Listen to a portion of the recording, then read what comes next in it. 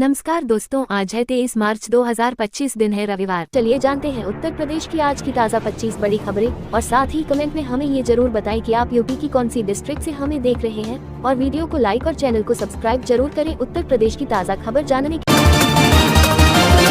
योगी सरकार 8 साल बेमिसाल, कार्मिक विभाग ने मिशन रोजगार को दी रफ्तार, इतने लोगों को मिली सरकारी नौकरी।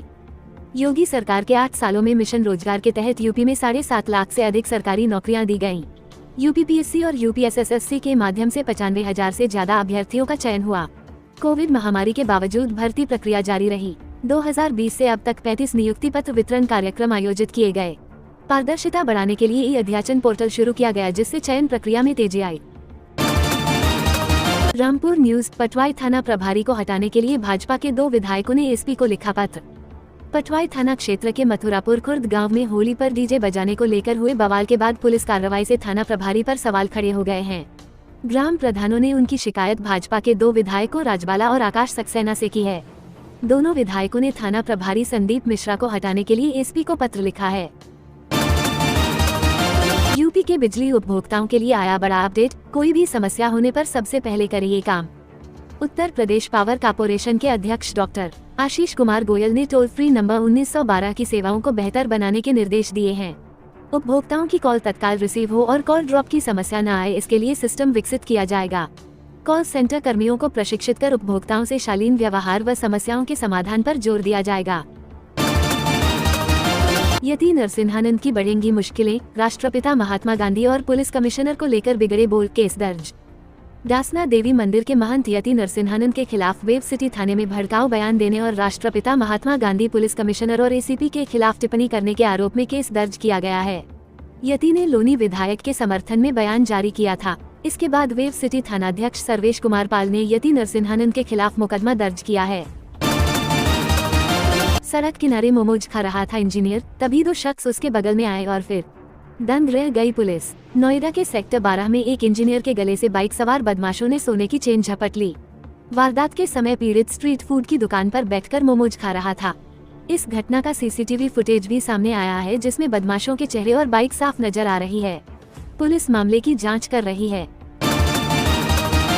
पर्यटकों को आकर्षित करेगा छत्रपति शिवाजी महाराज का स्मारक, ताजमहल से ज्यादा आएंगे पर्यटक, महाराष्ट्र सीएम ने कही ये बात। महाराष्ट्र के मुख्यमंत्री देवेंद्र फडणवीस ने कहा है कि आगरा में बनने वाला छत्रपति शिवाजी महाराज का स्मारक ताजमहल से भी ज्यादा पर्यटकों को आकर्षित करेगा। कोठी मीना बाजार में शिवाजी की 100 फीट ऊंची प्रतिमा और म्यूजियम बनवाने का प्रस्ताव है। इस स्मारक के बनने से महाराष्ट्र सहित अन्य राज्यों से पर्यटकों की संख्या बढ़ेगी। आगरा में कोठी मीना बाजार में हवेली है, जहाँ शिवाजी कैद रहे थे। संभल, जामा मस्जिद की पुताई का काम पूरा, अब रंग बिरंगी लाइट से हो रही सजावट, एएसआई की टीम कर रही निगरानी। संभल की जामा मस्जिद की पुताई का काम शनिवार को पूरा हो गया है। एएसआई की टीम ने भी पुताई पूरी होने के बाद निरीक्षण कर अपनी रिपोर्ट तैयार की है। जामा मस्जिद कमेटी के सदर जफर अली एडवोकेट ने बताया कि पुताई का काम पूरा हो गया है, अब सजावट का काम किया जाना है, रंग बिरंगी लाइट लगाई जाएंगी। बाबा जी दिल्ली जाएं और केशव जी संभाले यूपी, बीजेपी एमएलए ने बताया पॉलिटिकल प्लान। गोपामऊ विधायक श्याम प्रकाश शनिवार को एक बार फिर मुरादपुर गांव में मन की बात कहकर चर्चा में आ गए हैं। मंच से बोले कि बाबा जी दिल्ली चले जाएंगे और केशव जी यूपी संभाले। विधायक ने मंच पर आते ही स्वागत भाषण से पहले पानी पीते हुए कहा कि स्वास्थ्य खराब है, इसलिए बोतल से पानी पी रहा हूँ। कहा कि बिरादरी वाला आइटम न समझना, कहा कि मन में आया वह मंच से भी कह दिया। देश की आस्था का केंद्र रामनगरी, केंद्रीय मंत्री डॉक्टर मनसुख बोले रामलला के दर्शन से हुई अलौकिक अनुभूति। अयोध्या में पहुंचे केंद्रीय मंत्री डॉक्टर मनसुख मांडविया ने कहा कि रामनगरी देश की आस्था एवं श्रद्धा का केंद्र है। यहाँ सरयू, हनुमानगढ़ी, रामलला के दर्शन से अलौकिक अनुभूति हुई। अयोध्या में श्री राम का भव्य मंदिर, बिहार के मिथिला में मां सीता का भी, बोले नित्यानंद राय। एक भारत श्रेष्ठ भारत स्नेह मिलन कार्यक्रम के अंतर्गत सर्किट हाउस गोरखपुर में नित्यानंद राय ने कहा कि बिहार से दूर हो सकते हैं, लेकिन बिहार आपसे कभी दूर नहीं हुआ। आपके सपनों में, आपकी बोली में, आपके संस्कारों में हर जगह बिहार जिंदा है। लखीमपुर खेरी, 50,000 घूस लेते एपीओ गिरफ्तार, एंटी करप्शन टीम ने रंगे हाथ पकड़ा तो बोला यह मेरा पैसा नहीं। लखीमपुर खीरी में एंटी करप्शन की टीम ने शनिवार को कुंभी ब्लॉक के एपीओ सहायक कार्यक्रम अधिकारी मधुर गुप्ता को 50,000 रुपए रिश्वत लेते रंगे हाथ पकड़ा। बताया जा रहा है कि उसने एक व्यक्ति से काम के बदले में रिश्वत ली थी। उक्त व्यक्ति ने एंटी करप्शन से शिकायत की थी। इस पर एंटी करप्शन टीम ने ये कार्रवाई की। अलाइड न्यूज, पुलिस ने पकड़ी अवैध शस्त्र फैक्ट्री, 2 शातिर गिरफ्तार, भारी मात्रा में बने अधबने हथियार बरामद। थाना क्वासी पुलिस टीम ने पंजीपुर गभाना बॉर्डर स्थित बाउंड्री बाल के पास से सद्दाम व कामरान को गिरफ्तार किया है। अभियुक्तों के कब्जे से शस्त्र फैक्ट्री तथा भारी मात्रा में बने व अधबने हथियार व प्रयुक्त होने वाले उपकरण बरामद किए हैं। टेक्सटाइल में बांग्लादेश दुनिया भर में छाया, सीएम योगी बोले भारत क्यों नहीं बढ़ सका आगे। सोचने वाली बात। सीएम योगी आदित्यनाथ ने कहा कि काशी और अयोध्या केवल आध्यात्मिक चिंतन का आधार नहीं है, इन्होंने प्रदेश की समृद्धि को भी ऊंचाइयां दी हैं। यूपी में अनंत काल से टेक्सटाइल की संभावनाएं हैं। इजराइल हेजबुल्लाह कॉन्फ्लिक्ट, इसराइल ने लेबनान पर किया पलटवार, इजरायली ठिकानों पर दागे गए रॉकेटों का दिया जवाब। इसराइल की तरफ से लेबनान पर पलटवार किया गया है। बता दें कि एक दिन पहले लेबनान की तरफ से इसराइल में कई ठिकानों को निशाना बनाकर रॉकेट दागे गए थे। ये हमला दिसंबर 2024 के बाद दूसरी बार किया गया, जिसने युद्ध विराम के भविष्य पर संकट खड़ा कर दिया है। नागपुर हिंसा के लिए महाराष्ट्र सरकार जिम्मेदार, सांसद डिंपल यादव ने भाजपा पर बोला हमला, जाने क्या कहा। मैनपुरी में जिला विकास एवं निगरानी समिति दिशा की बैठक में भाग लेने आई सांसद डिंपल यादव ने भाजपा सरकार पर कड़ा जुबानी प्रहार किया। उन्होंने कहा कि नागपुर की हिंसा के लिए महाराष्ट्र सरकार पूरी तरह से जिम्मेदार है।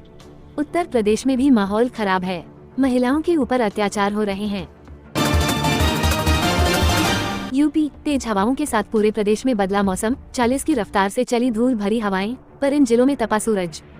पश्चिमी उत्तर प्रदेश समेत राजधानी लखनऊ समेत अवध के जिलों में शनिवार को मौसम ने अचानक करवट ली। आसमान में घने बादल छाने के साथ ही गरज चमक के बीच हल्की बारिश भी हुई, जिससे तापमान में गिरावट दर्ज की गई और लोगों को तेज गर्मी से राहत मिली। अवध क्षेत्र में लखनऊ, बाराबंकी व अयोध्या व पश्चिमी यूपी के कई जिलों में हल्की बारिश हुई। दिन भर चली तेज हवाओं ने उमस से परेशान लोगों को ठंडी फिजाओं का एहसास कराया। हालांकि मौसम वैज्ञानिकों की माने तो ये राहत अल्पकालिक है। रविवार से पूरे प्रदेश में मौसम सामान्य हो जाएगा और तापमान में लगातार वृद्धि शुरू हो जाएगी। संभल हिंसा, सीओ अनुज चौधरी के बयान दर्ज, जामा मस्जिद कमेटी ने जांच आयोग को भेजा शपथ पत्र, यहां तक पहुंची छानबीन। संभल में बवाल की मजिस्ट्रियल जांच के तहत अधिकारियों के बयान दर्ज करने की प्रक्रिया शुरू हो गई है। सीओ संभल अनुज चौधरी के बयान दर्ज हो चुके हैं। 24 मार्च को एसडीएम और 2 थाना प्रभारियों के बयान दर्ज किए जाएंगे। दिल्ली बजट, जनता के 10,000 सुझावों संग 24 मार्च से सत्र शुरू, सीएम रेखा गुप्ता बोली महिलाओं और गरीबों पर फोकस। मुख्यमंत्री रेखा गुप्ता ने बताया कि ये बजट दिल्ली सरकार का नहीं, दिल्ली की जनता का है। सरकार दिल्ली वासियों की भागीदारी के लिए धन्यवाद करती है। इस बजट से एक सकारात्मक परिणाम मिलेगा, इसमें लोगों की अपेक्षाओं का ध्यान रखा गया है। हिंडन एयरपोर्ट, आज चेन्नई और कल से जम्मू के लिए भरें उड़ान, 30 मार्च को भुवनेश्वर की फ्लाइट प्रस्तावित। एयरपोर्ट निदेशक उमेश यादव ने बताया कि पूर्व में जम्मू की फ्लाइट 22 मार्च से शुरू होनी थी, लेकिन शनिवार को फ्लाइट न होने की वजह से यह उड़ान अब रविवार से शुरू होगी। वहीं चेन्नई के लिए शनिवार से उड़ान शुरू हो रही है। अयोध्या पहुंचे केंद्रीय मंत्री मनसुख मांडविया और सुधांशु त्रिवेदी, रामलला और हनुमानगढ़ी में किए दर्शन। यूपी के अयोध्या में शनिवार को केंद्रीय मंत्री मनसुख मांडविया और भाजपा नेता सुधांशु त्रिवेदी पहुंचे। वो दोपहर में महर्षि वाल्मीकि अंतर्राष्ट्रीय हवाई अड्डे पर उतरे। यहां से निकलकर बालक राम के दर्शन को गए। दोनों नेताओं ने हनुमानगढ़ी मंदिर में भी दर्शन किए।